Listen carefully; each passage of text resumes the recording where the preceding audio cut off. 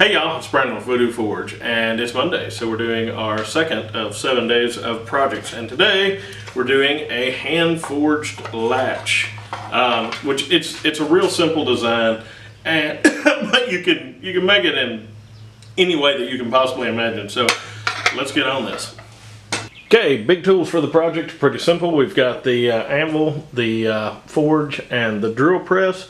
Hand tools for it, we're needing a hammer, we're needing a set of tongs for the flat stock. This is a pair of 1/4x1 box jaw tongs, and then a pair of tongs for the bolts. I'm just going to use a pair of 1/4-inch bolt tongs for them. Material for this project, I'm using a piece of 1/4x1-inch flat stock. I just grabbed a piece of scrap, and I'm going to work off either end and then cut the pieces off when I get to that point. And then I'm using 3 lag bolts. These are what, inch and a half. This is a 3/8, and these are 5/16. Now we're going to forge those heads square. But as you should know, and if you don't know, we don't put galvanized material in the forge. We don't heat it up. We don't weld on it, nothing like that, without cleaning the zinc off. So how we're going to do that is we're going to take these and we're going to drop them in vinegar overnight, and that will remove the zinc and make it safe to forge. I ended up leaving these for a couple of days. I got busy. Let's see what we got here. Yeah, that's removed all the zinc plating, so now they'll be safe to throw in the forge.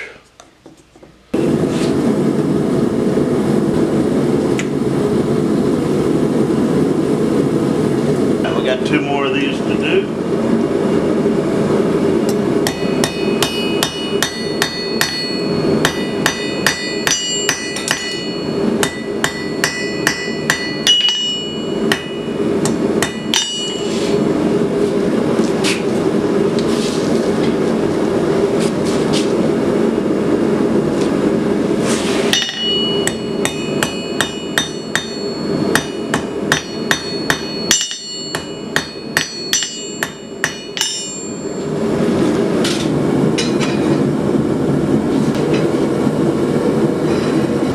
Utilizing the power hammer, I'm going to taper one end down. Now, of course, you can do this without a power hammer.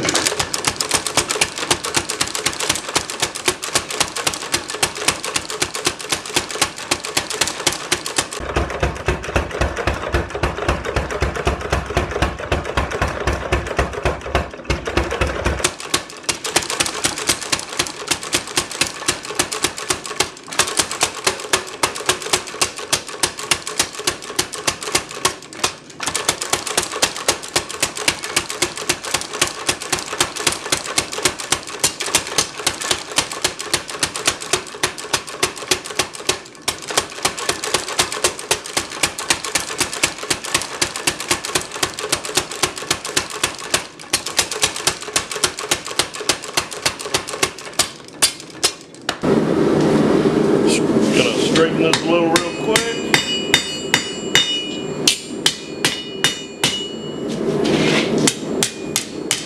I'm putting a gentle curve in it.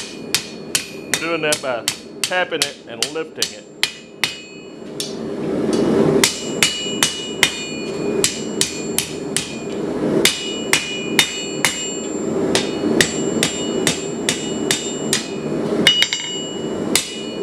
Alright, that's what I'm looking for there.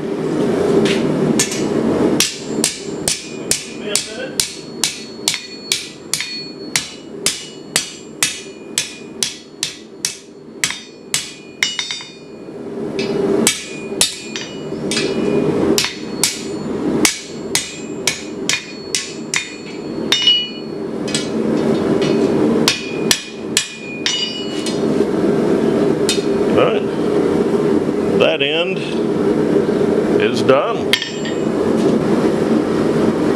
First, I'm just going to camfer the end, flare it out a little bit. Then, camera in the wrong spot. I'm going to go over here to my cut plate on the lip and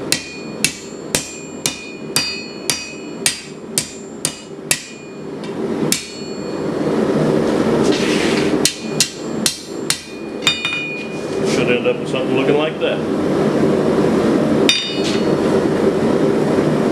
Before we cut this piece off, I'm going to drill a couple of holes in it.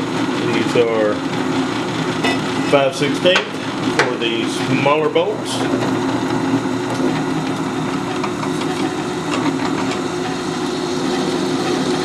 Also going to drill a hole in the end of the latch.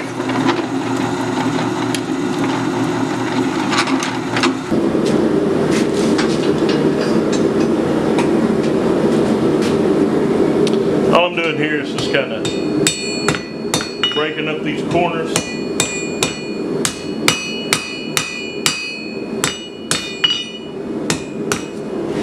And this. That's it. I'm putting a camper on this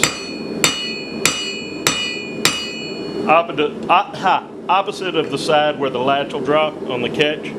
So you've got a shape like that now. Here's the finished latch. I put it on a board just to kind of display it so you can see it. You know, of course there would be a door here and the catch on this side. But these bolts you pre-drill and then just hunt around and you'll have a wrench that'll fit them. Well, if you have full metric and full standard, you'll have a wrench, but you can put them on with those, you know, or you can use normal bolts. But I mean, this is the idea, and of course you can use this basic design and change it to use in several different ways. I'll show you a couple of variations where we use the same basic style of latch here on our place. Here's a variation on the latch. This is the one on our chicken house, and you know, you can alter it in any way to make it work for what you're using it for. Here's the one inside of the chicken house.